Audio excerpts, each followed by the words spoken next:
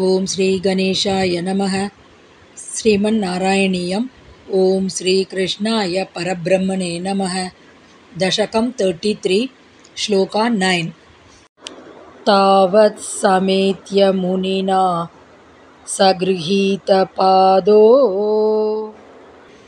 राजापसृत्य भवदस्त्रम् असावनौषीत् चक्रे गते मुनिः अदात् अखिलाशिषोऽस्मै त्वद्भक्तिमागसि कृतेऽपि कृपां च शंसन्।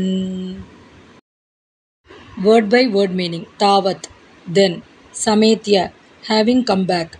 Munina, by the sage. Grihita padaha, whose feet were clasped. Saha asau raja, that king. Apasritya, moving back a little.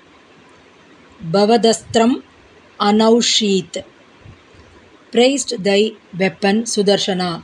Chakre gate, when the chakra went back. Munihi, the sage. Twadbhaktim, devotion to thee.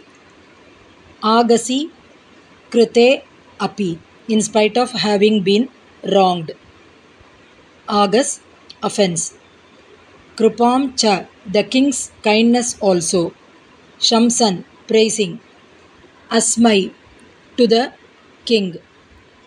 Akhilashishah, adat, gave all blessings.